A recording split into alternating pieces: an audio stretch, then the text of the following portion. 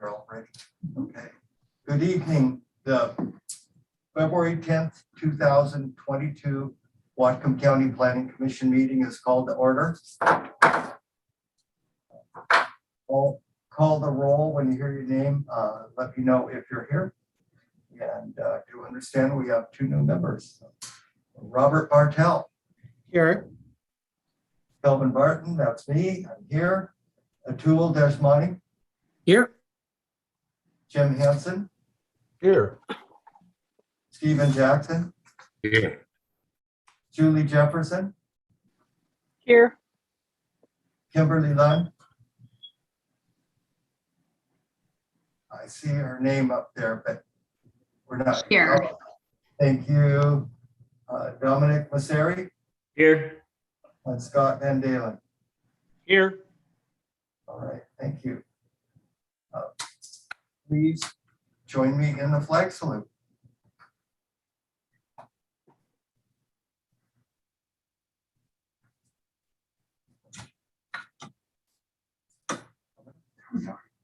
I pledge allegiance to the flag of the United States of America and to the To republic, the republic for which it stands, one nation, nation, under God, under God, indivisible, liberty, with liberty and justice for all.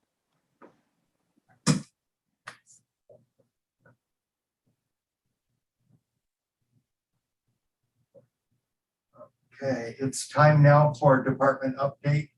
And I understand this is going to be kind of a dual update with the director and the assistant planning director. So go ahead, Mark. Good evening, commissioners. Happy, what is it, February already? Time's moving fast. Good to see you all and welcome to our two new commissioners, Commissioner Van Dalen and Commissioner Jefferson, I'm sorry, thank you. We've got, I'm just going to do a really brief update for you, kind of the standard thing that I do with you guys. And then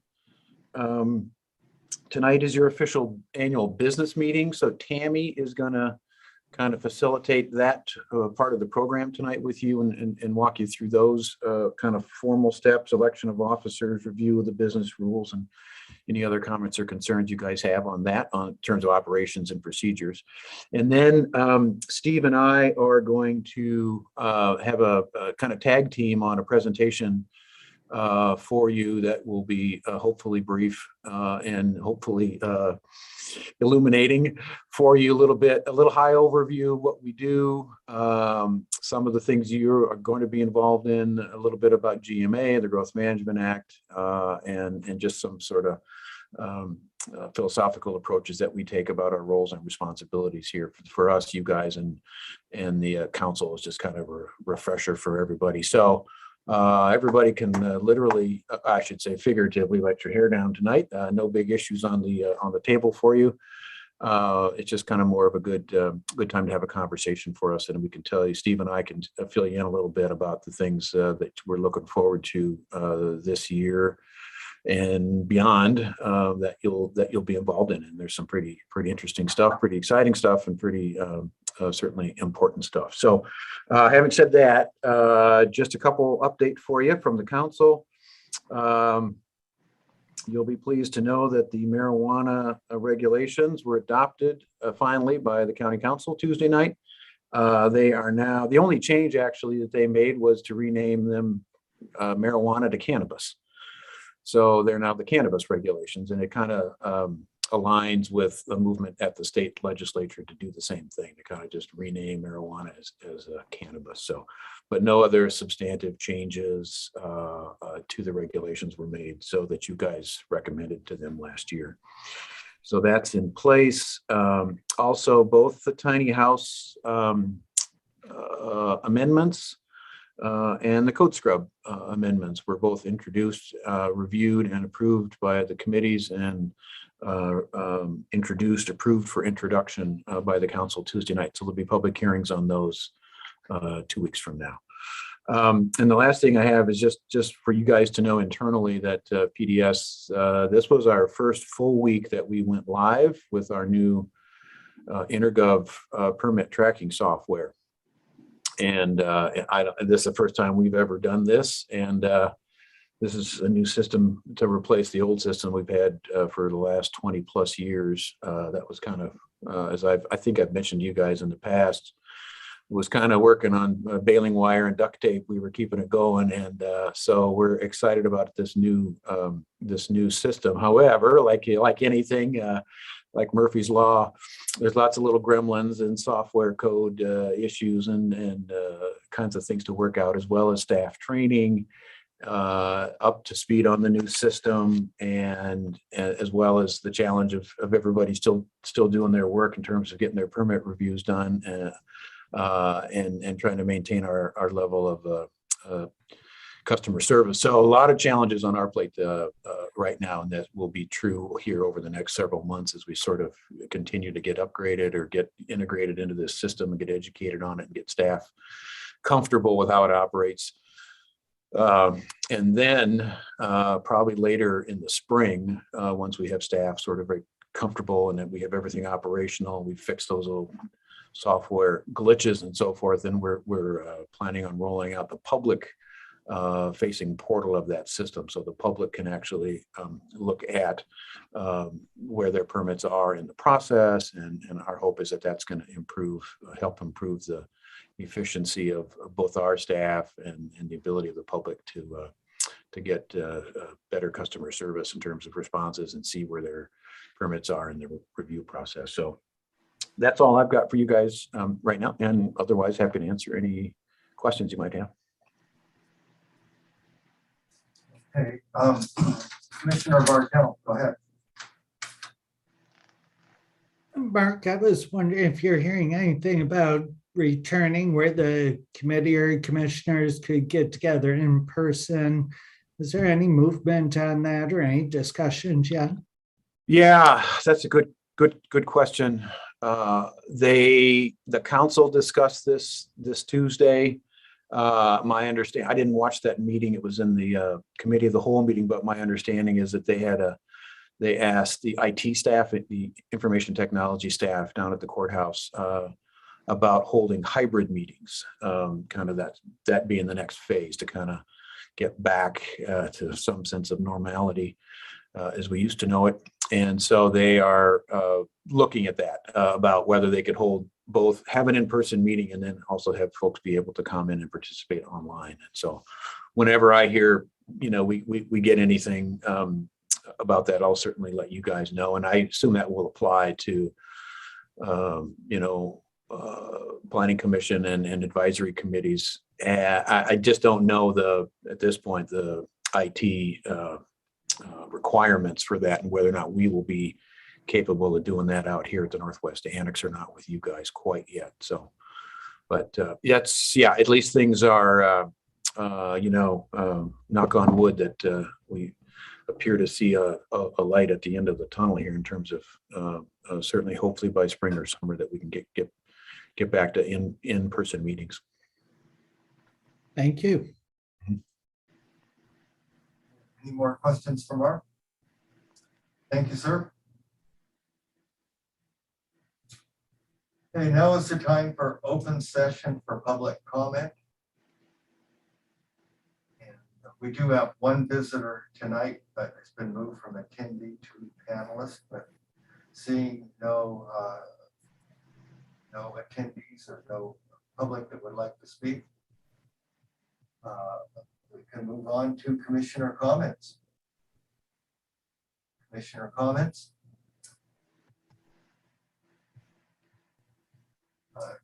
Commissioner Bartel.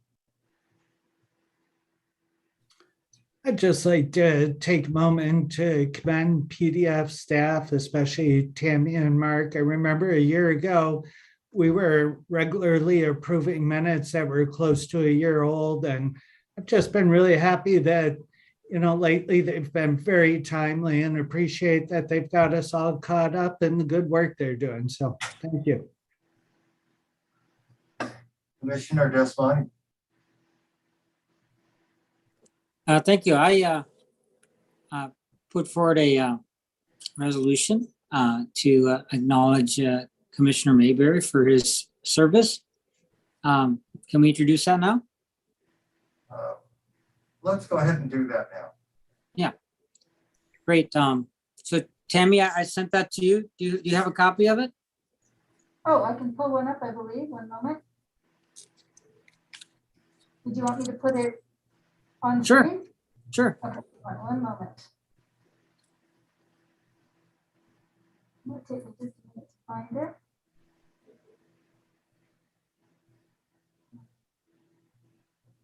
Right here.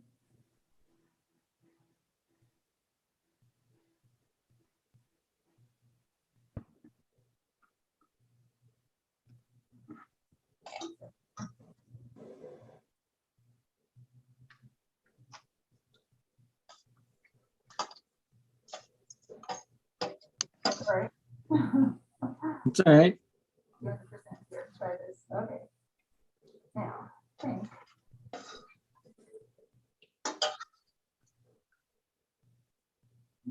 I'll make it just a little smaller. Just a little bit top of the line, I think is kind of. Yeah, let's do. Just getting it. There, can you see that? What line? No, that's not part of it. It starts at the Whatcom County. Okay. So, Oh, there it is. Line 14. Yeah. So the Whatcom County Planning Commission would like to acknowledge John Mayberry for his service on the Planning Commission. On several occasions, John helped educate us on the unintended consequences of land use regulations on the agricultural community. We appreciate you.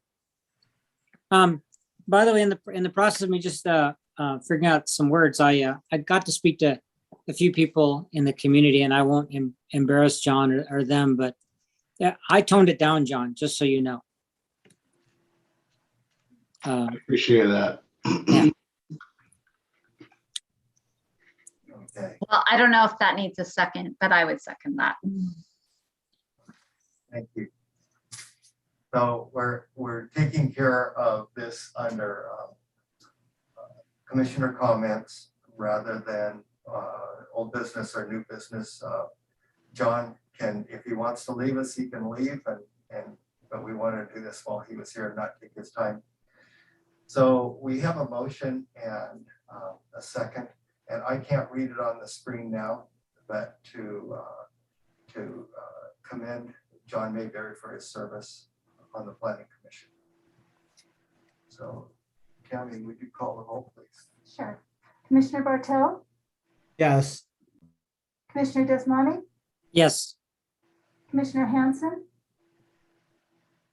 2 yeses. Commissioner Jackson, Yes.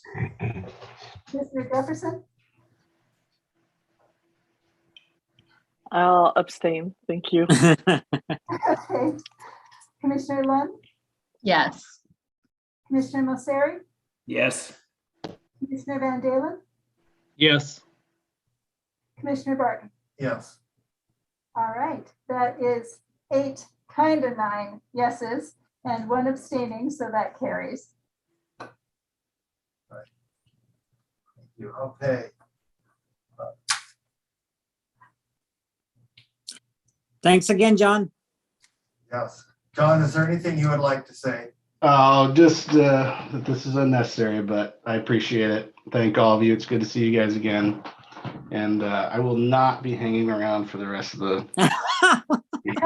So, you guys have a good one. Be nice to my buddy Scott. He's a great guy. You're gonna like him. All right. Thank Thanks you, for John. everything, John. It was a pleasure working with you. Ditto to all you guys. We'll see you guys around.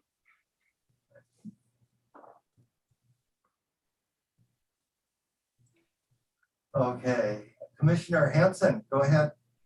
It's just a short comment, hopefully short. I'm just in recognition of the tough times this county's been going through when we move from drought to terrible flooding that has harmed so many people and endangered so much property, that now seems like we're coming into a time of ongoing cyclical crises.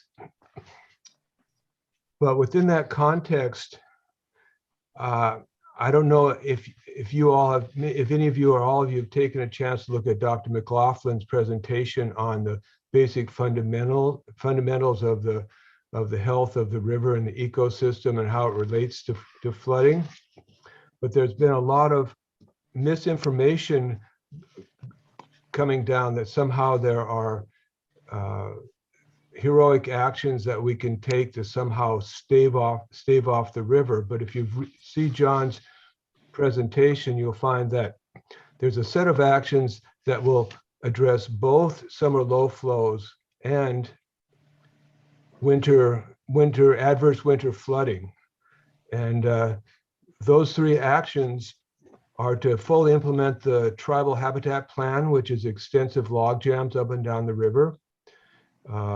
Fully implement our own floodplains by design program that is county policy, but is not being implemented highly extensively. And the third area is something that comes into our purview, and that is what we need is more tree cover and less impervious surface.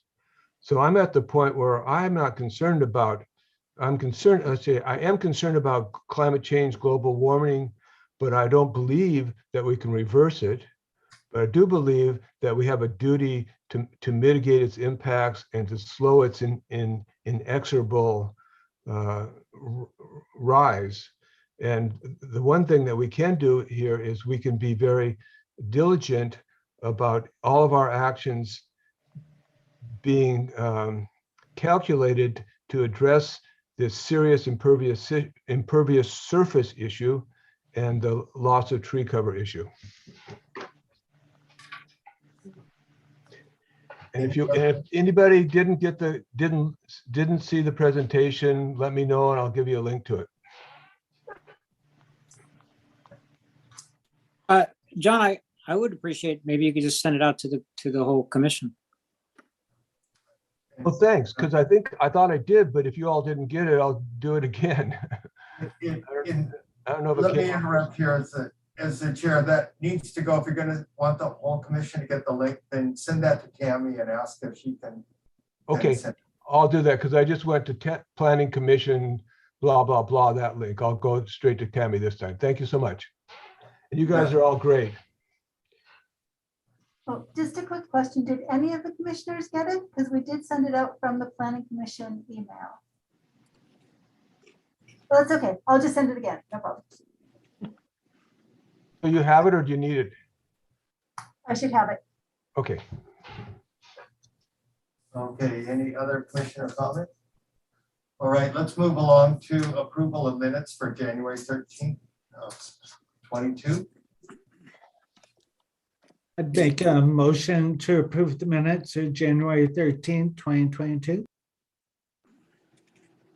I'll second. Okay, motion and a second. Is there any discussion, any corrections or additions? Seeing none, Tammy, we call the roll, please. Commissioner Bartel, Yes. Commissioner Desmani, Yes. Commissioner Hanson, Yes. Commissioner Jackson, Yes. Commissioner Jefferson, I'll abstain. Commissioner Lund, Abstain.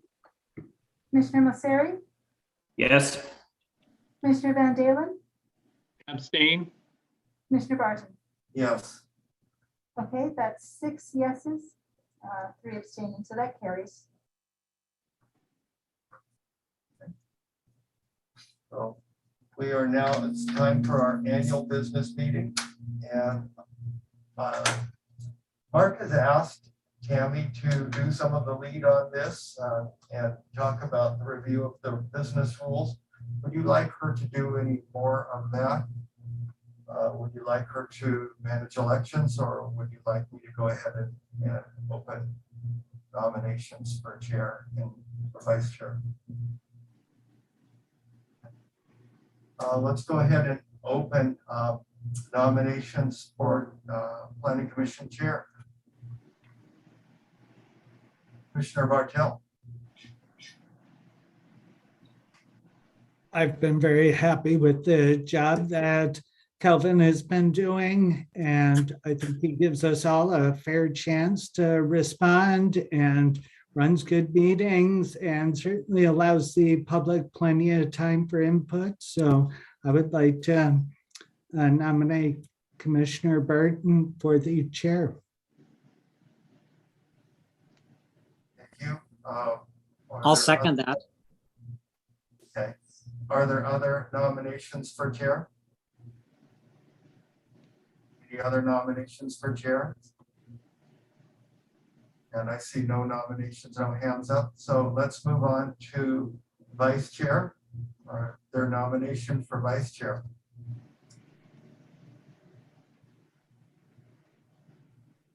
Is he willing to do it?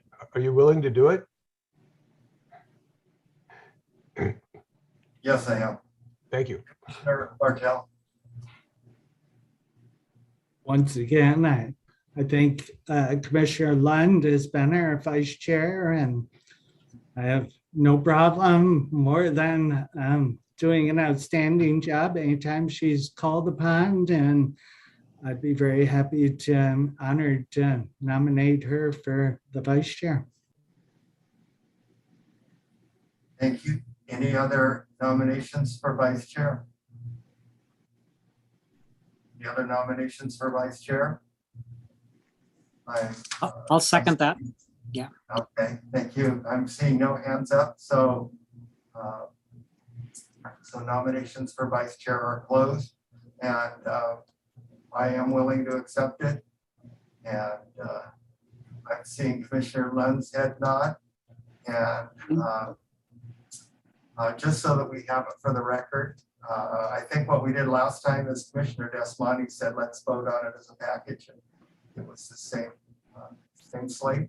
So Tammy, would you go ahead and call the roll, please, for acceptance or election of both myself and Commissioner Lund as the officers for this year. Okay, Commissioner Bartel, Yes, Commissioner Desmonte, Yes, Commissioner Hanson, Yes. Commissioner Jackson, Yes. Commissioner Jefferson, Yes. Commissioner Lund, Yes. Commissioner Mosseri, Yes. Commissioner Van Dalen, Yes. Commissioner Barton. Yes. That's 9 yeses, that carries.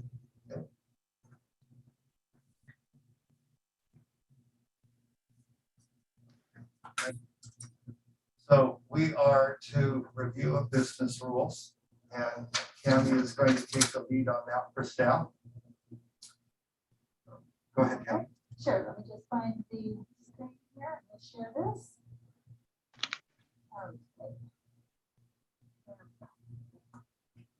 Turn off.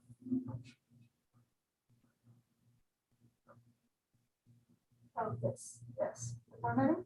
There we go. Okay, there we go.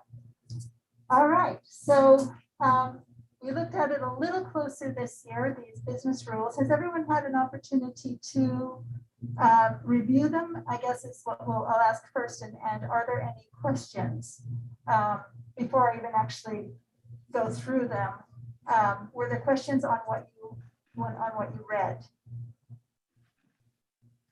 Okay, I'm not seeing. I'm seeing no hands up. So I'll just kind of run quickly through them.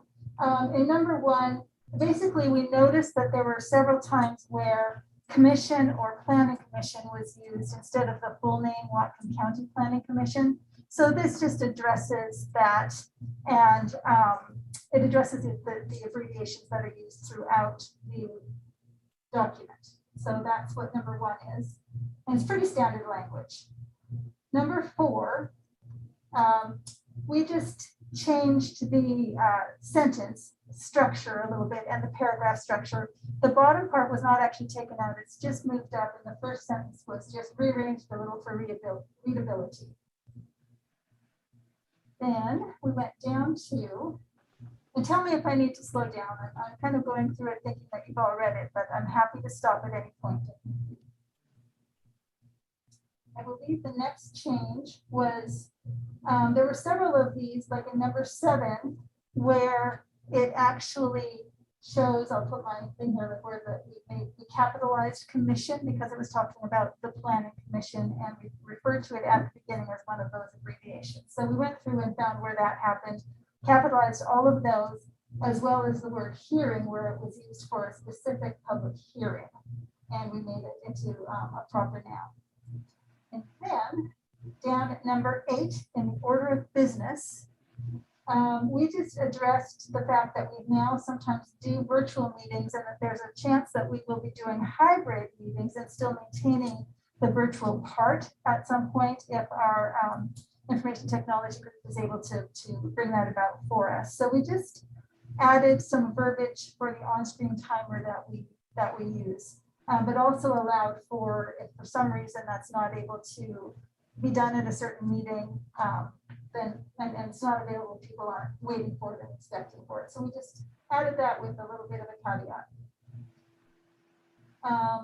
A couple of typographical errors in E, and again in E number 2, Roman numeral number 2, large Roman numeral, we put that people could pre-register and have an opportunity to speak. And again, that's just alluding to the fact that we sometimes have virtual meetings, and that is their opportunity to sign up.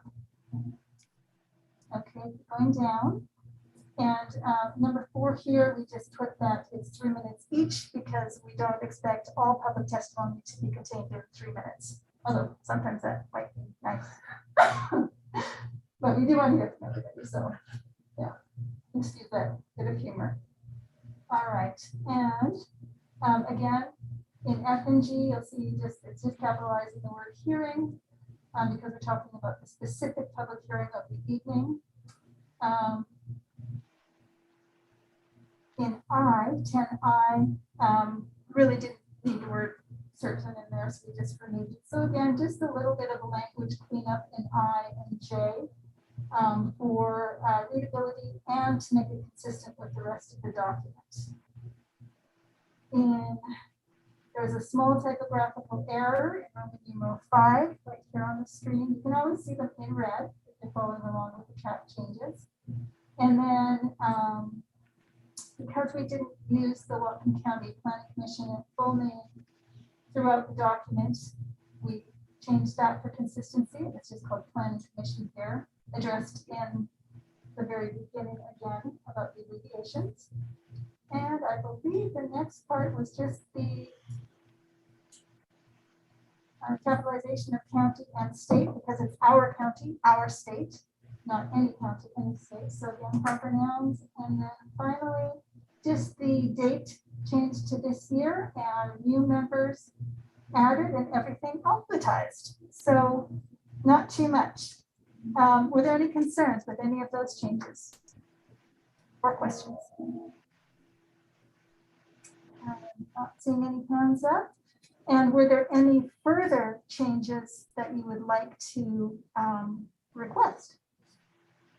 Commissioner Bartel. I'm not certain that we have to put it in writing, but I would like to discuss voting and perhaps propose a different way to go about roll call votes, and that no new person has been appointed as a commissioner with a first or last name that starts with A. So I always vote first, and I wouldn't mind rotating through maybe for each roll call vote where the whoever voted first last time moves down a slot or something like that. So I would certainly like to see that. I see pros and cons. I have no problem making up my own mind for sure, but I think there's probably value to people who vote first and last. So changing it up wouldn't be a bad thing in my opinion. And I think also it's very important to maintain that the chair is the last person to vote. So I'd just like to start comment on that and see if it makes sense for anyone else.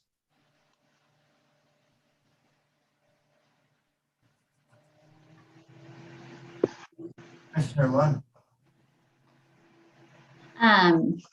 I appreciate Commissioner Bartel's comments about this. I often have empathized with him being in the pole position for all of the votes. So I am definitely open to exploring ways that we could do this in a way that wasn't burdensome for staff to manage. Commissioner Desmani, Yeah, ditto.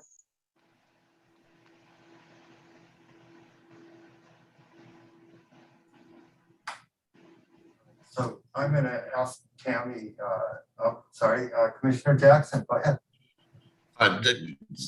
Sorry about that. Yeah, I think it's a great idea. I echo Commissioner Lund's sentiments because Commissioner Bartel is often, always the first one to make the call. So yeah, I think doing some type of round robin situation is a good idea.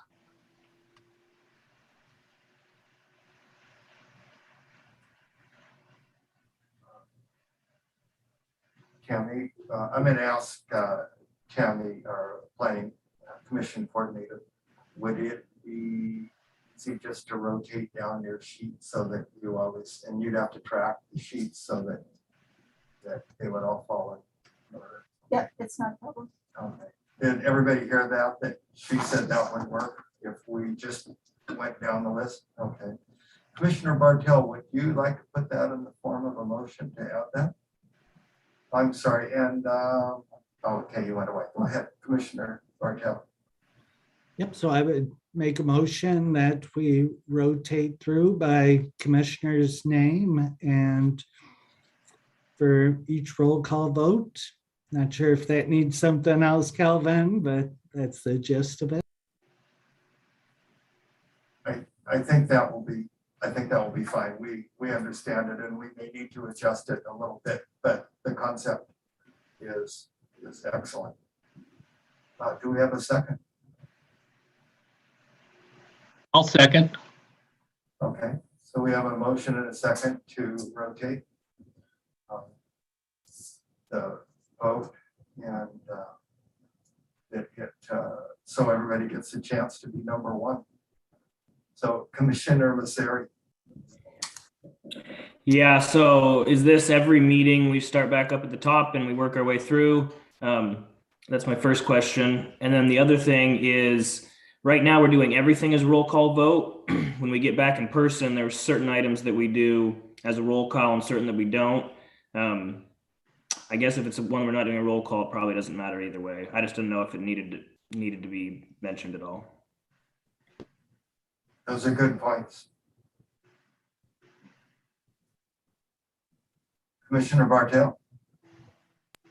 I think we should also make sure that the chair is the last person to vote. Sorry, I thought of that after the motion.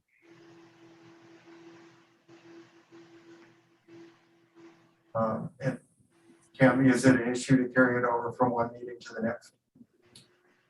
Not if I'm doing it. If I get hit by a truck or something, I'm not, I'm not sure if somebody who's not used to doing all of this would be able to do that. So they might just need a reminder. I'm sure they could do it. It just might need a reminder. But I will do that. Sure. All right. Commissioner Hanson. I just wondered if this raises the need to modify the rules, or if it's just something that could informally take place. Because I don't think anywhere in there it says they have to be put out in that order. And that way, if there was a new person, then it wouldn't be any issue, whatever way they did it.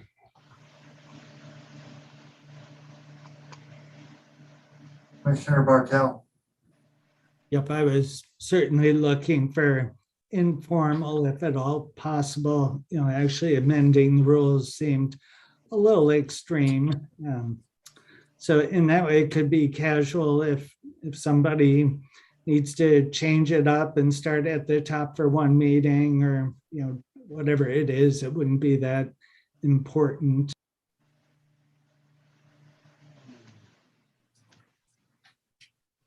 Okay, are there other comments on it? I'm going to just kind of rule and say that we can be flexible with it, that we should vote to add it into the business rules, but that we can go ahead and not specify an inflexible if, like, if someone else is filling in for Tammy or so on. So, okay. Seeing no other hands up, let's go ahead and vote on the motion. Tammy, would you call the roll, and we can start with number 2? Okay, Commissioner Desmonte, Yes. Commissioner Hanson, Yes. Commissioner Jackson, Yes. Commissioner Jefferson, Yes. Commissioner Lund, Yes. Commissioner Mosseri, Yes. Commissioner Van Dalen, Yes. Commissioner Barton. Oh, Yes. sorry, Commissioner Bartel, Yes. Commissioner Barton. Yes. Cool, thanks. I got to be pole position. I qualified. All right. Are there more comments or items that you'd like to discuss on the business rules?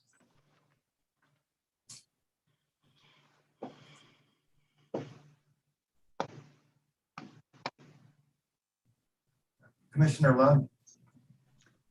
I would just like to express my appreciation. I thought these were pretty thoughtful amendments and a good scrubbing of our existing language. So I was appreciative of the amendments that are suggested.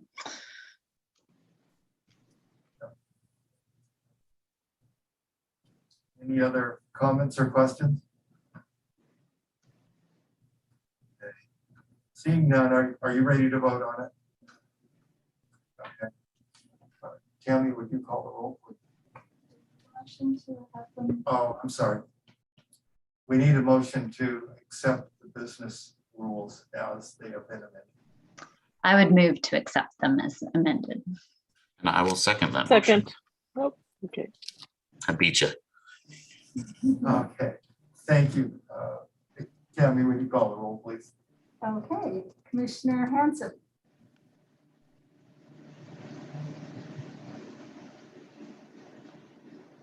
Yes.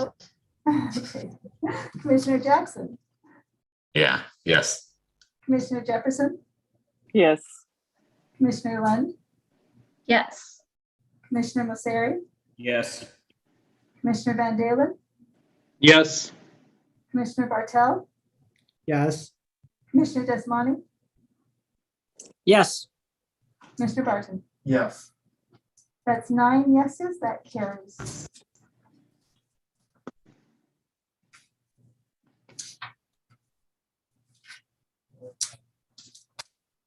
So we now moved along here to PDS and Planning Commission roles and responsibilities.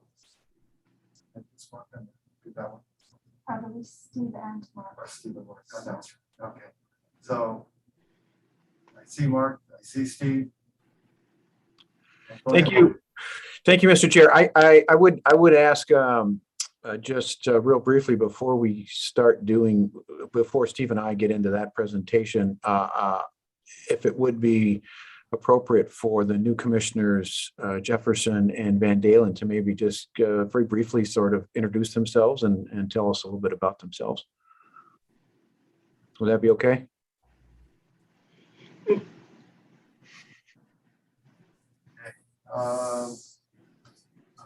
Let's go alphabetical here. Sorry, just because we've been having this discussion. Commissioner Jefferson, would you share us a little bit about yourself? Okay. I'm a recent graduate of the University of Washington, Master in Infrastructure Planning and Management. I currently work for the Lummi Nation as a community planner through the Housing Authority office. I have extensive background in emergency management, working both with the tribe and volunteer basis. I'm a ham operator. I have 3 kids, and I've been married for 35 years. and I have a number of grandkids, and I'm always traveling to basketball games.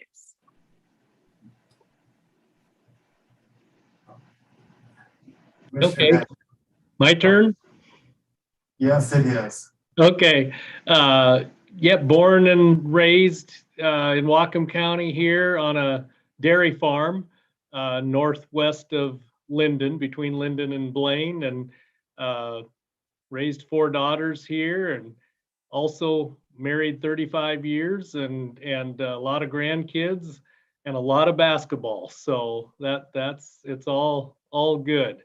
For work, I own a construction company in the commercial world of building, and have done that for many, many years. Thank you. Yeah. Director Personius, go ahead. Yeah, thank you, Mr. Chair. Thank you both, commissioners, and welcome for devoting your every other Thursday night or so for the next couple of years to us. We appreciate that. We'll try to make it interesting and valuable time for you. So Steve and I, as I said, are going to tag team a little bit. Steve is going to start out. Tammy's going to be the screen share, and so she's going to put up a PowerPoint slideshow, and then Steve will run through kind of the first half of that, and I'll run through the last half of it, and then we'll have some opportunity for questions and answers from you guys and conversation at the end, and that's all we've got so for you tonight. So again, it's just a conversation about kind of some of the issues that we deal with organizationally, and that you will have to deal with as well when it comes to especially when we get into the comp plan update and regulatory issues regarding the Growth Management Act and land use planning. So Steve, I will turn it over to you, and Tammy, I think if you could bring up the PowerPoint, and we'll get going. All right. Well, good to see you all again. I'll start off with, I want to start off with an announcement and then a confession. So April 24th, at your April 24th meeting, we've scheduled a short course for local planning. I think some of you have probably been through these before. Department of Commerce puts them on, and they're going to come down and put one on for us, one that's kind of catered to our needs. So that will take the place of your meeting on April 24th. And I used to work for Commerce, and this is my confession now. I may have borrowed some of the information for the slides that you're about to see. So some of them may be a little bit redundant when you see that, but they will go into a lot more detail when they give go through the short course. There's a lot more involved in it if you've been there before. They're pretty good. And with that, we'll be inviting other local jurisdictions to attend that if they wish. So I'll just kick right in here. We kind of start off with the introduction slide here. So what is planning and why is it important? So we all plan in our daily lives, grocery lists, trips, and even for retirement. And I think what we find is that most of the time when we plan, outcomes are better. And the same is true for when we plan our communities. And there are lots of reasons why we may want to plan. And in the end, we know that things work out better when we do. And so here are just a few of those, and there's plenty more of them. So next slide. So the legislature adopted the Growth Management Act in 1990 in response to concerns, and they actually put it into the statute, some of the concerns. So I'm just going to read really quick. 3670A, RCW 3670A 010, which is in part the concerns they had for growth. Uncoordinated and unplanned growth, together with a lack of common goals, expressing the public's interest in the conservation and wise use of lands, pose a threat to the environment, sustainable economic development, and the health, safety, and high quality of life enjoyed by the residents of the state. It is in the public interest that citizens, communities, local governments, and the private sector cooperate and coordinate with one another in comprehensive land use planning. And so that was a big part of the impetus behind the Growth Management Act and why it was adopted. And it provides a statewide planning framework for us to address a lot of these concerns. All right, next slide. So GMA has 14 goals. And oops. Yeah, GMA has 14 goals. They're listed there. I'm not going to read them. And they're there to guide development adoption of comprehensive plans and development regulations. The goals aren't listed in any order, and there is no priority to them given in the law. Some of them use soft words like encourage, while others use more strong words such as reduce, maintain, protect. And the last goal there, the managed shoreline development, that was added later, just to make sure that that was also covered. And there's a good chance that we'll see a new one come out of this legislative session. There's looks like right now, high likelihood that climate change will get added, but we don't know for sure until it actually passes. You never know till it's actually done. Next slide. The first thing that counties had to do when GMA passed was to designate and conserve natural resource lands and then designate and protect environmental critical areas. Natural resource lands of long-term commercial significance are designated and conserved based on specific criteria. Look at parcel size, soils, proximity to markets. In Whatcom County, we have all of these that are listed there: ag lands, forest lands, mineral resource lands. Counties and cities also are required to designate and protect environmental critical areas, which you see listed there also. And those are, for all kinds of reasons, human life and investment, and also protect the important values that some of those critical areas give us.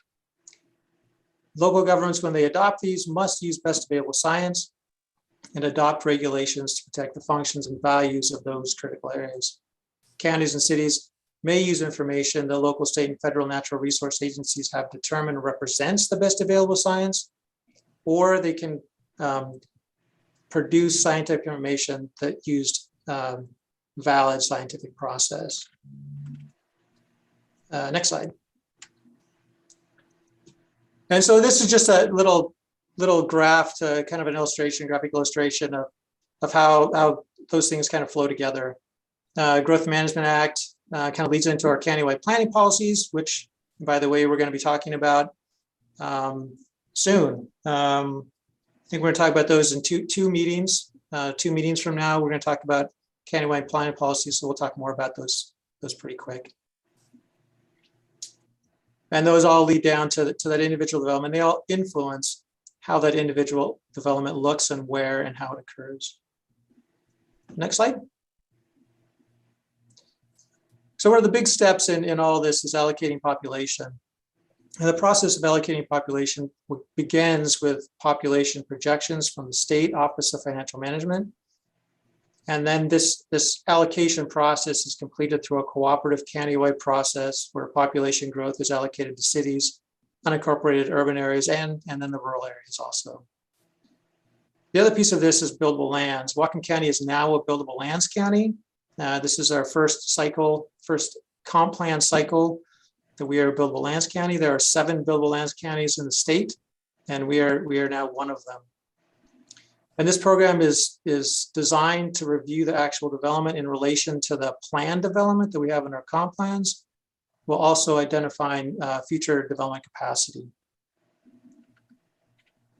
Next slide. And so there are 6 required elements in GMA, and 5 for cities, but 6 for counties. And they're listed there. I'm not gonna roll through those, but GMA provides specific direction on those elements and what must be included in a comp plan and the contents of those elements. Next slide. And one of the results of all that work is the comprehensive, or I'm sorry, the zoning map. And here in Whatcom County, we have our comprehensive plan map and our zoning map are one, and that's what we see here. Steve, and I just want to add a couple of things for the commissioners. If you were to sort of put on your GMA glasses and you look through the lenses of the Growth Management Act, and you were to fly over the county at 30,000 feet on a nice sunny day, and this is what you would see through the lens of GMA, right? So Steve talked about the natural resource lands, right? Those are ag lands, which are those light green areas, particularly in the northern county. And the darker green areas to the east are the commercial forest lands and rural forest lands, which are the forest lands of long-term commercial significance. And then those darker gray hatched areas that you see kind of in the upper middle portion mostly of the county are the mineral resource land designations, right? So those are areas that are supposed to be protected for the long-term mineral extraction areas, right? So they have they're natural resource lands that have an economic aspect that we are required to protect for that economic production. So, and then the yellow areas that you see are the cities. Those are the 7 cities. Each city has its own comprehensive plan. They go through their own GMA compliance process. We go through ours for the unincorporated areas. The purple areas are the unincorporated urban growth areas that Steve talked about. That's where the majority of the growth, population growth and employment growth is intended to go in the future. It's intended to go into the cities and into those urban growth areas. And then the last area, the rural areas, are those light brown or those tan areas that you see. And those they were famously called by one member of the Growth Management Hearings Board years ago. They were referred to as the leftover meatloaf in the GMA refrigerator because they're not really defined like urban growth areas are and the natural resource lands are. They're just everything else is rural. And so that is an area that we end up having a lot of issues with because there's a lot of fights about what does rural mean, and we are required, as Steve mentioned, by the GMA to what's called protect rural character, and that has resulted in numerous lawsuits and appeals. And I think I'll speak a little bit more about this in a few minutes, but as you can see, that's a very large portion of the county. It tends to be areas obviously that are very low density, and they have to be very low, have a low residential density, but they're also used for some agricultural activities, and they're used for some forestry activities. So they're really have multiple benefit of uses, but they tend to get the most scrutiny, and they also tend to get the most population growth in the unincorporated areas of the county outside of the urban growth areas. So just a little viewpoint on what you're looking at when you see the comp plan map.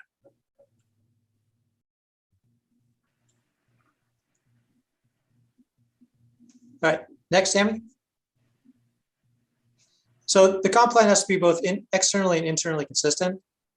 So by externally consistent, we mean the plan has to be consistent with the countywide planning policies and should be coordinated with plans adjacent to with other cities and counties adjacent. Internally consistent means that all elements have to be based on the same future land use plan map and population projections. And finally, the jurisdiction's development regulations, planning activities, and capital budget decisions must be consistent with the implementation of the plan. All right, next, Tim. So adoption of the comp plan, it occurs obviously through a legislative process. I think you guys are familiar with that process. We're going to be learning more about it over the next little while here. Public outreach is required early and often by GMA, and public involvement is an essential foundation. We know that when the public is engaged in the planning process, community decisions better reflect the shared values of the community as a whole. I will note that the transportation element is also certified by the Regional Transportation Organization, and here that's the Whatcom Council of Governments. And then of course the County Council adopts. The comp plan can be adopted it can be amended only once per year and then updated every 8 years. And there's some exceptions to that once a year, but they're very limited. And Whatcom County is scheduled to do their next update on or before June 30th, 2025. And next slide. And so these are all the counties in the state, and so they are all in. You'll see when they're due for the update. The year down there and the color corresponds to when their update is due, and that's everything through the state is June 30. So that's their fiscal year, and so everything kind of runs on that schedule. So we're due June 30 of 2025. You'll see the Central Puget Sound is due a little bit before us. And then they kind of taper on for the rest of the state. Next slide. This is our specific schedule right now for our comp plan update. And you'll see we have started some things, and we're going to be doing some more things in the near future. I know it's hard to read because it's pretty small, but you can see there the second line from the top there is you'll see CWPPs. That's our county-wide planning policies. Again, those we are going to be talking about those at not this next meeting, but the following meeting. As we'll be introducing you to those, so we'll be talking more about those. And those guide us as well as the cities within the county about how they put together their comp plan and some of the specifics involved. Mark, did you have anything more to say about this? I know. Yeah, I would just add that those countywide planning policies are, think of them as they're policies that we agree to with the cities, with the 7 cities, about how we go about planning, right? They're not the specific policies of what each jurisdiction is going to do in particular, but they're just an agreement amongst all of us about how we go about that process of updating our comp plans. And there's a lot of nuance in there, and there's a lot to unpack within that we'll start to get into, as Steve said, in a couple of weeks, but and certainly more so when we do the short course with you in late April. We'll get a lot more into the weeds. There's a lot of nuance about that, but we basically will do interlocal agreements with all the cities every year, every time we do an update like this, and we agree to these new policies about how we're going to amend our plans and how we're going to go about allocating new population growth, right? And so every time we do these updates, we have to look out 20 more years into the future, into the next 20 years, and we have to allocate 20 years worth of population and employment growth for each and every jurisdiction. And so there's a lot of moving parts with that process. That's very much a negotiated process with the county and city councils, and the planning commissions are involved in all of that. So that will be really is a key part of that comp plan update. It's certainly not the only thing we're going to be considering, but it's the sort of the big gulp that we have to take. Thanks. Next slide. And then finally, we get down to the development regulations. And if you remember the other little chart, right, those are the things that then really shape that when a development comes in, somebody comes in and wants to do something, these are the things that we're going to be looking at, the pieces of code, and even, the public works standards, critical areas regulations, those things that are going to really shape what that looks like.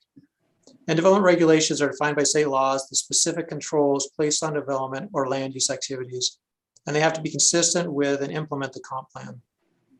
And so I'm not going to run through these. I'm happy to talk about any of them specifically, but I think you all probably have a pretty good idea of what they are: zoning, critical areas, subdivision regulations, public works standards. And then there's that kind of that catch-all. And I'll confess again, this is one of those slides I borrowed. So different organizations, different counties, different cities organize where these are in their codes. So kind of catches everything there. Next slide. Mark, I'm going to turn this over to you, right? That's where we agreed to. Sounds good. Thanks, Steve. Yeah, I'm going to talk a little bit more now about a little more ethos and things like that. This slide just talks a little bit about roles and responsibilities and the shared mission that we have. You guys are in the upper right there. You are appointed policy advisors. You're appointed by the county council, of course.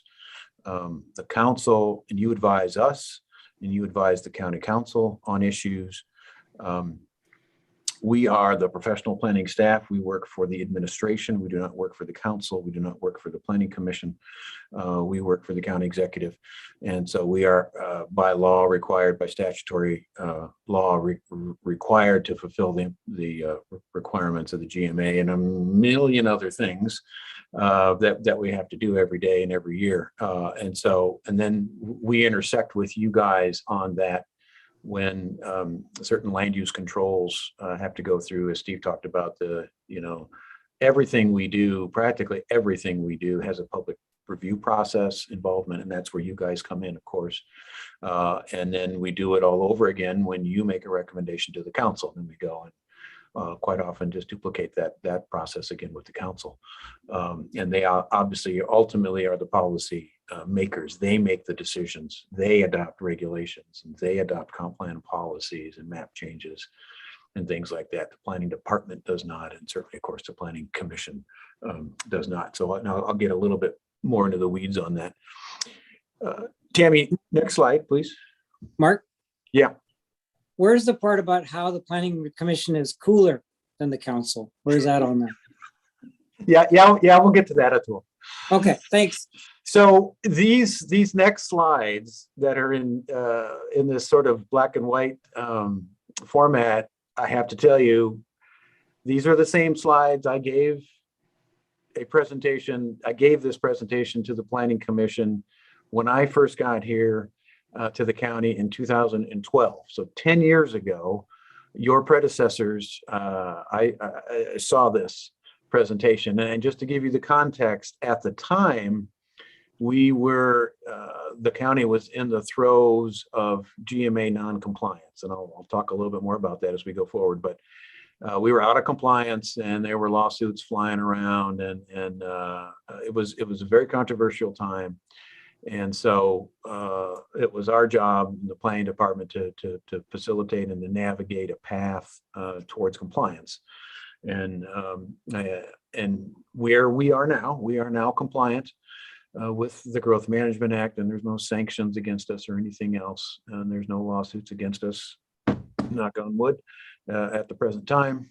But every time you go through one of these major periodic updates, as Steve said, the state law requires us to do this every 8 years. And as you saw from that slide of that Gantt chart, it takes about 3 to 4 years to go through that process. So even though it's due in 2025, we'll be starting this year with that process, because it'll take us that long to address all those issues. So all of that is just background. And so when I got here, I just thought,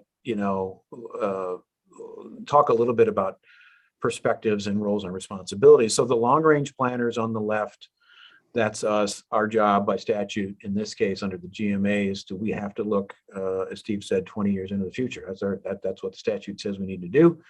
We need to plan for the future and 20 years worth of growth, and we have to protect critical areas, protect the environment, and promote jobs, and protect property rights, and all the other 14 goals that Steve mentioned. And as Steve mentioned, a lot of this stuff has been litigated over the years, and there are just reams and reams and reams of court cases on a lot of these things. And all those 14 goals, there is no priority. Every jurisdiction has to balance those goals and make their decisions based on balancing those goals, right? And so, our job anyway is to keep folks focused, both the public and the Planning Commission, and ultimately the council on and our executive on the future, right? When we're talking about the GMA update stuff. You guys in the middle are very important part of that process, obviously, and you have to share that perspective of both looking into the future, but you're also very, very present, right? You're very grounded. You have lives and jobs and families here, and you know this community well. That's why you're here. That's why you've been appointed, and that's why you're an important voice as a part of this process. And then over on the far right, the elected officials, of course, don't tend to have that perspective of looking to the future. They have to look to the present because they're elected officials, right? And so they serve 2 or 4 year terms, and so their perspectives are just very different. This is not to say that this is one is good or bad, or one is better or worse than the other. They're just different, and we have to balance all these. And you guys in particular are the balancing point in the middle on that, both looking at the future and the present, and how do we balance those 14 goals in terms of any policies or proposed regulations we would look to move into the future. Okay, Tammy, next one, please. So Tammy, is that just me, or is that whole slide showing? Yeah, we're kind of missing the bottom there. Sociologists have this thing called behavioral diffusion. And so you might be familiar with that term, the bell-shaped curve.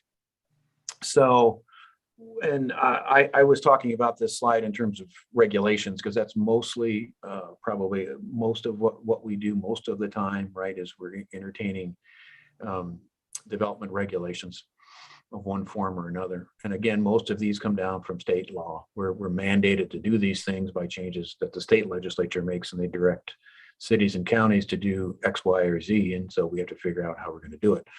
So the social diffusion model, sort of, if you look at that top kind of a slider bar, if you think of it that way, where those arrows are, there are folks on the left tail of that bar of that bell curve that want to do the right thing all the time, and they don't really need to be told. They just want to do it, and so they'll just do it, whether there's a regulation in place that requires them to do it or not. And then the dash lines sort of, there we go, thank you. The dash lines sort of represent the most people, right? Most of us, which is, okay, we'll do it, but you got to help me, show me how to do it, right? So write the regulations or the policies in such a way that I can do it, and we can balance those 14 goals, right? We can protect the environment, for example, but not prevent all development or discourage economic development in places where we actually want to encourage it. And so, and that peak of that curve right in the middle is sort of the sweet spot. That's where we always want to land if we can. And then as you go to the right, so that slider bar, the regulatory scheme, as you get more and more mandatory that you shall do this, as opposed to you should do this, or we would like you to do this, from a regulatory standpoint, then you'll get folks who on the right who, again, they're not the majority like the show me folks are on the other side, but they're the make me, and I'm not going to do that. You are going to have to make it. You're going to have to actually make a mandatory regulation, and you're going to have to enforce it, and you're going to have to make me do it, right? So this is just a kind of way to kind of think about, when we think about this from the planning perspective. When we are developing regulations, we're always keeping this idea in our heads about, we want to land in the sweet spot, and we want to balance any proposed regulations we have with those 14 goals of the GMA, basically, and say, hey, are we doing this? Is this going to help or hurt people? What are the pros and the cons of this? What are the outcomes? What are the unintended consequences of doing too much regulation, and so forth? So those are the things that are constantly going through the staff's mind as we develop these regulations. Okay, Tammy. So in the same vein of that, and again, this slide was when we were out of compliance with the GMA. In particular, it was our rural element, that leftover meatloaf, right? All those tan areas on the map that we were the Growth Management Hearings Board had ruled that we were out of compliance because we were allowing too much development, too much residential development, and even non-residential development out in the rural areas. And we weren't adequately protecting the rural character out there. And so now the slider bar at the top with those arrows is, okay, should we have less regulation or more regulation? And again, for compliance, those dashed lines kind of represent the sideboards, right? In terms of GMA and trying to stay in compliance if we get appealed, which happens often. And so we need to be very defensible in the regulations that we do prepare and we adopt. And so you will hear us talk a lot about that and evaluate that as we go through this process. And so anyway, again, the sweet spot is that compliance, and it's the middle ground between too much regulation and too little regulation, right? And that's when you fall out of compliance. With too little regulation, we get sued, we get appealed, and we lose to the hearings board in court. And then we have to move to the right, and we have to have more regulation. And so we try to find that, again, we try to find that sweet spot. Okay, Tammy, the next one. So how do we do that? I mean, how do we know that what we do is right? How do you guys know what you're going to do is right? A simple question, you're right, always hard to answer. We operate obviously in the moral sphere. We're not, technocrats.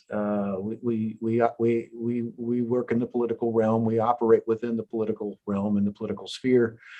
So we're acutely aware of it every day. And so we also take that into consideration, and you guys obviously do too. So when any of us are considering these things, right, what guides us is our values, our experience, our education.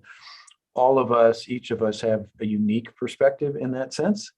And I can't remember what the current population of this county is, but it's well over 220,000 souls in this county that we have some responsibility for. We intersect with their lives in one form or another at some point every year. And so that's why you guys are so important to kind of help us and make sure that those values and those experiences are reflected and incorporated into the work that we do and the regulations or the policies that you recommend for the future. Right. And again, it's finding that balancing point that respects those different viewpoints, different cultural values. I talk a lot about lifestyle choices that we have to be flexible in what we do. There are more than 200,000 people in this county who are all unique and have different likes and dislikes and perspectives. And we have an obligation to certainly consider all of them and see if we can accommodate those choices, whether they be in rural areas or urban growth areas or cities or rural areas or natural resource lands, right? And to help best solve the problems and issues. And don't worry though, there will be plenty of them. Okay, Tammy. So all of that is to say that we work and need to have a really good relationship with you guys. And that ultimately means that we have to have trust between us. And so starting off with that, to get to that level of trust is communication, right? Being able to talk honestly and openly to each other. And so we understand each other, number one, and we're not miscommunicating, or to make sure that we understand where we're coming from and what our wants are.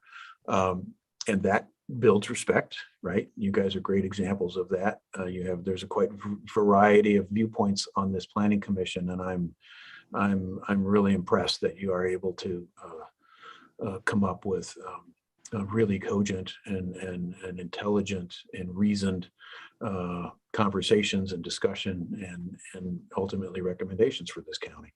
And from that respect comes trust. That's trust not only between the planning commission and the department, but it's trust amongst yourselves as well. And from that, many, many good things will happen. Right.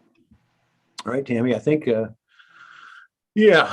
So just again, real briefly, our role, our staff's role, right? We advise you on policy. We'll be the GMA experts on stuff. We'll tell you some histories. We'll tell you about those sideboards, about, you know, don't go there because, you know, that'll get you into trouble, and because of court cases or because of other implications of certain policies.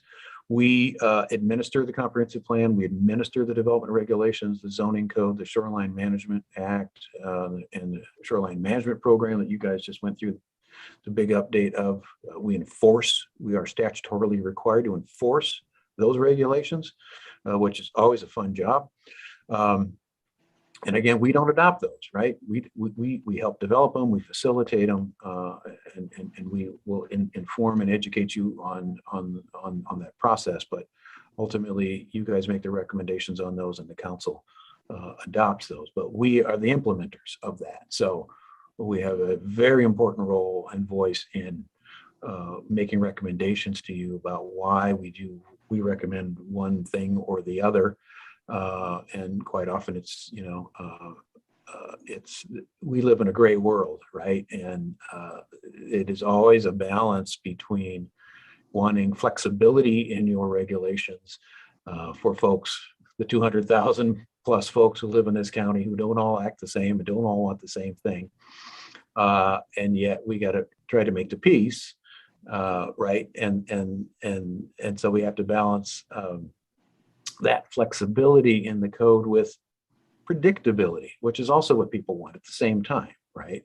And those are two different things, right? Those are two very different things, but they're the things people constantly ask us for. Well, we want you to be flexible, but we also want you to be very predictable in those regulations. And those are very difficult things to do, and that is a tremendous and very stressful thing to ask staff to make those decisions on permits every day and try to interpret codes and write codes that can try to do both. And of course, we cannot please everybody every day, and we never do. And so I just want you to make sure you understand the burden that the staff has every day in doing that job. And please remember that when you're considering regulations as well, and changing policy and things in the future. We look at, you know, legal sufficiency of the process. Steve mentioned all the public involvement that's required. Practically every decision we make, we're sort of unique in the government in that sense. Practically every decision we make is appealable to some quote unquote higher authority. It's either the hearing examiner or a court of law. So, you know, we have to be super careful about everything that we do, and we have to document things so carefully. We do notice and the record, and we get more public records requests, I've been told, than any department in the county except for the sheriff's office, right? And so we have staff just constantly, people wanting to see records, and they want to see what their neighbor's doing, and that's a huge burden on the resources of our department as well, and on staff. And ultimately, we make a professional recommendation to you guys. Hopefully, we're always looking at alternatives if we can, and trying to identify in our discussions with you and in your deliberations, you know, the pros and cons of each alternative to the extent that we can, you know, reasonably do or feasibly do. And then we serve as a liaison and a messenger between you and the council as well. Once your recommendation is complete and your findings are made, we prepare staff reports and forward all that to the council. And as I said a few minutes ago, we basically repeat the process with the council. We send them all your findings, your deliberations, your decisions, and then defend your decisions to them as well. So the next slide, we'll talk a little bit about your guys' role. Right, you are policy advisors to the council. You are the primary and often, but not always, the first body responsible for soliciting and hearing public input on land use matters. And what I mean by that is that the county has, both the county council and the county executive have appointed multiple advisory committees that we intersect with, that are particular to GMA. requirements. For example, we have three of those three natural resource lands that Steve talked about, the agricultural lands, the mineral resource lands, and the forest lands. We have 3 advisory committees for each of those classes of lands, and we meet with them on a regular basis and evaluate the recommendations and the policies and the regulations regarding those activities and uses on those lands. And so they are sort of the first touch oftentimes on particular issues that are unique or specific to ag lands or mineral lands or forest lands. And then those recommendations bubble up. We bring those forward to you guys if it means changing the policies or changing development regulations. You guys obviously bring that experience and your cultural values and your cultural experiences into the process. So you are a very important sounding board for not just us, but for the community, about, and you have that responsibility as well. That that is at your feet, that you have to take in and listen to folks and try to understand everybody's needs and do our best and your best to accommodate those, but in a way that keeps us inside those GMA compliance sideboards. So what we do is we bring those recommendations to you, facilitate the public input for you, and then you guys weigh that evidence, hold what are public hearings, sort of the official public hearings that you have to hold. But there's all sorts of other public ways of getting public input, right? Written comments and workshops and things like that, that we will hold as a part of the comp plan update process over the next 3 years that will also help you get a lot of public input on that. So, and then you make a thoughtful and a well-considered recommendation to the council on those things. Okay, Tammy, I think we're getting close. Yeah, finally, the county council's role, as I said, they are the policymakers, they're the elected officials. They are accountable directly to the citizens. They appoint you, right, as their advisors regarding specific policy advice on these issues. And they take all final action on the legislative matters, including the adoption and the amendment of the comp plan, development regulations, and capital budgets that are associated with any projects or initiatives that are associated with the comprehensive plan.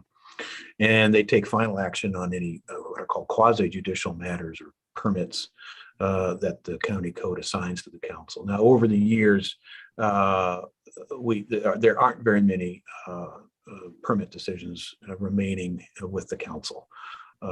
For good reason. Most of those have been transferred to what's called a hearing examiner, who is a professional attorney, and he hears and makes decisions on what are called discretionary land use permits. So, but anyway, that's kind of the big overview of the kind of major players in the process here. And I think, Tammy, we got oh yeah, this for you guys. You're already here, so you are a few good men and women. There is homework required, right? We'll do these packets for you. We get those out about 10 days in advance of your meetings. And we want you, it's important for you guys to read that stuff, ask us questions if you can, if it helps before the meeting, communicate with staff, by email or phone if you have more information or need more information or have particular questions or need a little more information about a particular subject or issue. But then we'll make the presentation to you at those meetings. Staff will be here. We'll do what's called a work session, where we work with staff, will present all the information to you, present a recommendation from us and a rationale for that, and then be available to you guys as a part of your deliberation if you have particular questions on those issues. We do meet basically every 2 weeks with a break in December and a break in August, where you'll just have one meeting each year or each month. I'm sorry. But obviously we ask you to keep an open mind, listen, weigh the evidence that you hear and the information that we present to you and the public presents to you. and be available to persuade or be persuaded, by those conversations of your colleagues. Seek agreement, but disagree agreeably, and understand and accept the advisory role. And I just got to say, I'm very impressed with how you guys have operated here the last few years. Just, I did advise the county council chair last year when you guys made the recommendations on the shoreline management plan update, which that vote was 9-0 of the planning commission to recommend the S&P update. As you recall, those of you that were involved, that was, I think, a couple of years we were with you on that. It was a big slog, and it was another one of those 8-year state mandated requirements where we have to do this, and there was a lot of issues to address. And so getting 9 of you to agree on that had never ever happened before. And so I made that fact very clear to the council, and they, I think, really appreciated the way you guys work together on these things. Okay, Tammy, I think that's it. Going forward, we're excited about working together with you guys. There's a lot. Steve talked about a few things that are coming. Our work program changes every year. We get direction from the council to do certain things. We may get direction from the county executive to do certain things. We have state mandated things we have to do every year that we're always working on. And then we have some discretionary things that we get to when we can get to, when we have the resources and the budget and the horsepower to do. And so you guys will be involved in a lot of those things. So what I wanted to close with was just a conversation, and this isn't all for tonight, but just as we go through the year and the next 3 or 4 years, what's working well for you guys, what's not working so well, is there things we can do better? Just keep those in the back of your head and let us know, and we will do what we can to improve on that. So that's all I got. Thanks. And Steve and I are happy to answer any questions you guys might have. Commissioner Hanson has a question for you. Go ahead, Commissioner Hanson. Yeah, hi. Thanks for all your good work. I've always admired the way you all go about your work on our behalf. The first question is, as you probably know, House Bill 1117 to amend the Growth Management Act is passed the state legislative house and is in Senate committee.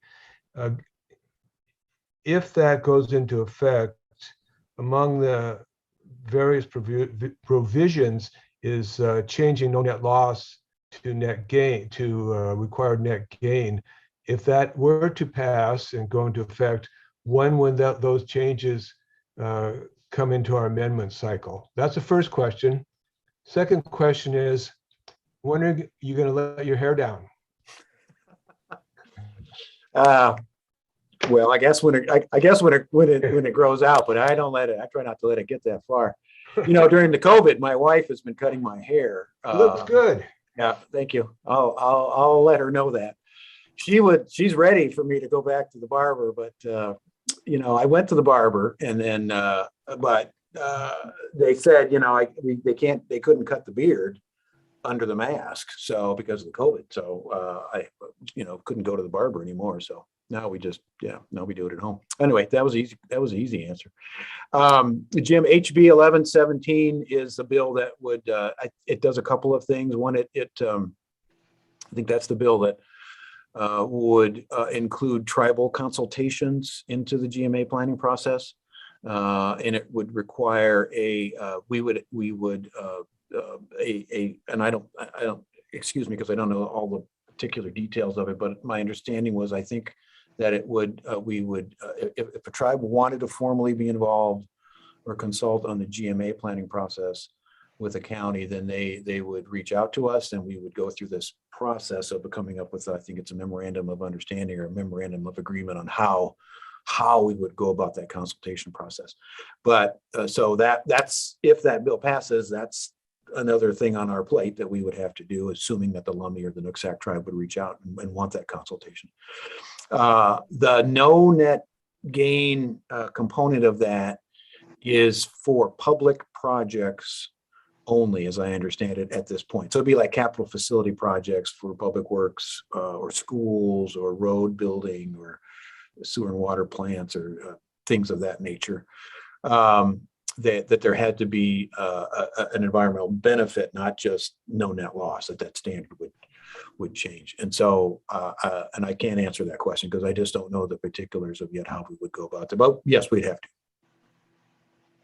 And presumably, you know, there would be typically with those bills that there is a timeline involved in them. So I just don't know the details on 1117, if it has to be done within 1 year, 2 years, or during your next comp plan update or cycle or something like that.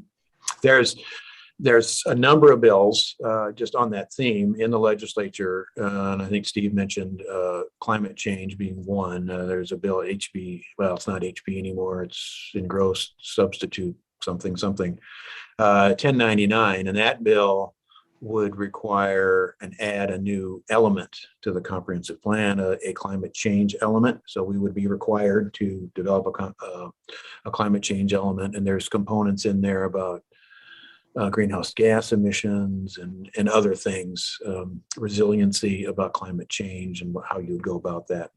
So we're monitoring those.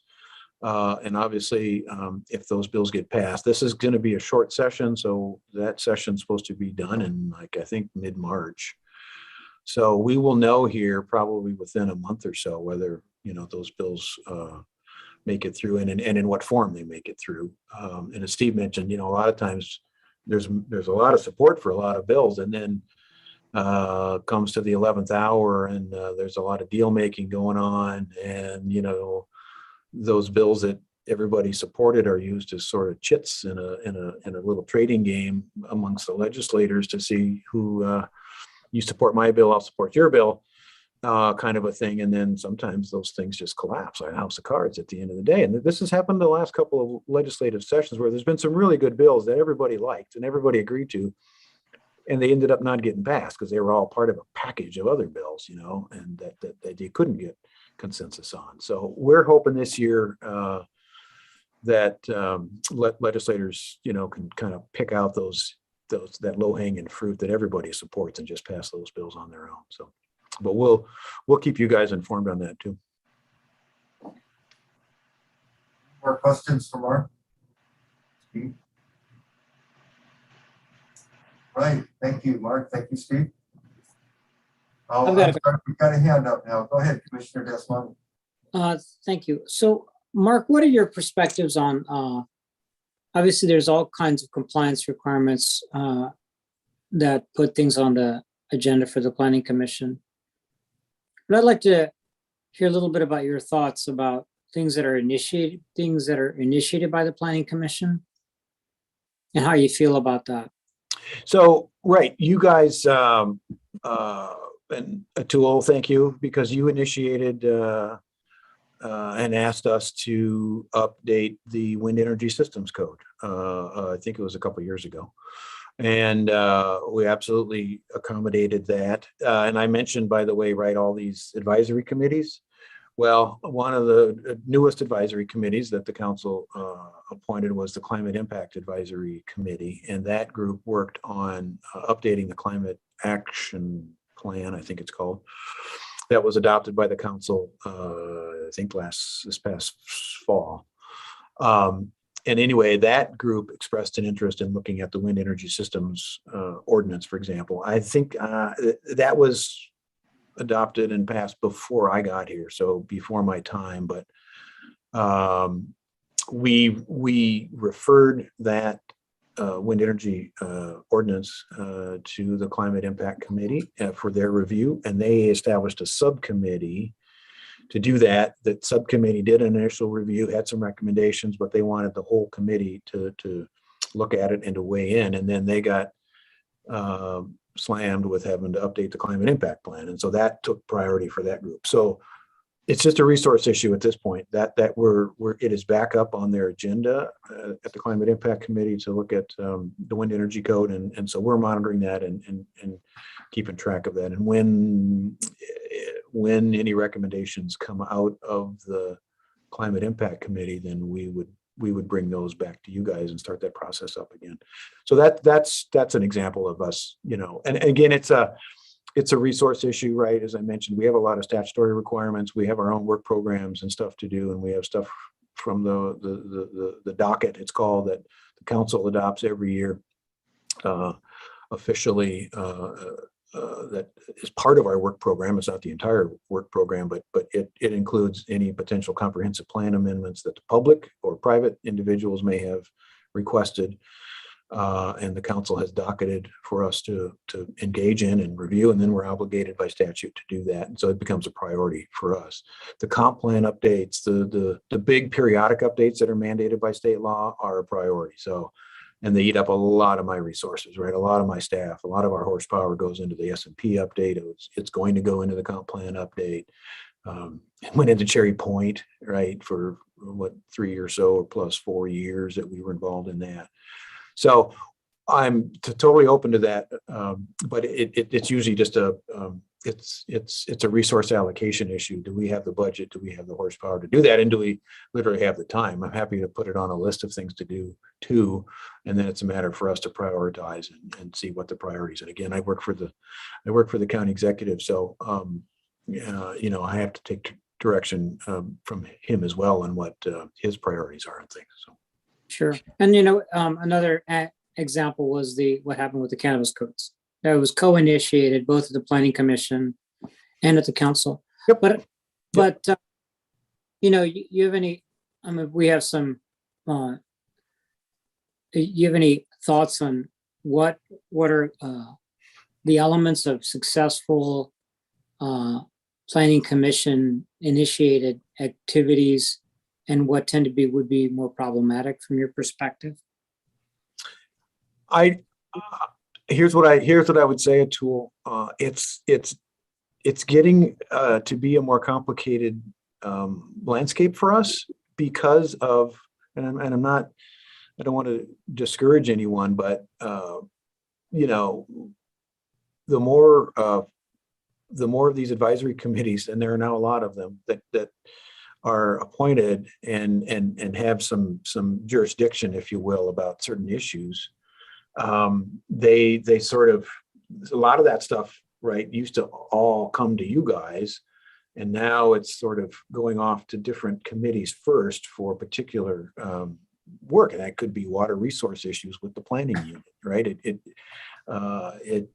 It's climate related resilience policies that go off to the Climate Impact Committee. It's the Agricultural Committee. It's the Mineral Resource Land Committee that's looking at the updating our mineral resource land designations countywide, and that's a huge project that we're working with. And then there's the Forestry Advisory Committee, and so I have to balance, right, all of those groups with our staff and make sure we've got staff to staff those groups, and also try to figure out what the priorities are of each of those groups. So, I mean, we'll always have plenty of stuff to bring to you guys, and I don't want to, say that you can't initiate anything, because you can certainly ask, and I certainly don't want to discourage you from not asking, but just understand that we have our limitations on the resource side on our side. Yeah, I'm just bringing it up for discussion purposes, obviously, but one of the things that is constructive is to think about that and have enough time in our when it's appropriate in our agenda for commissioners to feel comfortable raising issues like what Commissioner Hanson did in the beginning of the meeting, to ponder and figure out how and what's the best way to address issues that we're experiencing, that we're wondering if another appropriate body is properly addressing. Mm-hmm. So, and just wanted to bring it up. Yep. Nope. Happy to. It's a good point, and I think those are conversations we're happy to have. I want to make sure you guys understand, all the other moving parts in the county government too, that are working on issues that intersect with the issues that are come before you guys as well. Any more questions for Mark? right. Thank you, Mark. Thank you, Steve. Thanks, you guys. So now, next on the agenda is unfinished business. Do we have any unfinished business?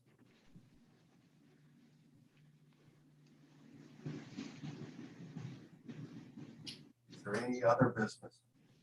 I think we took care of some of that earlier. I'm not seeing any hands come up. Is it time to get out of here? Okay, thank you. Meeting is adjourned.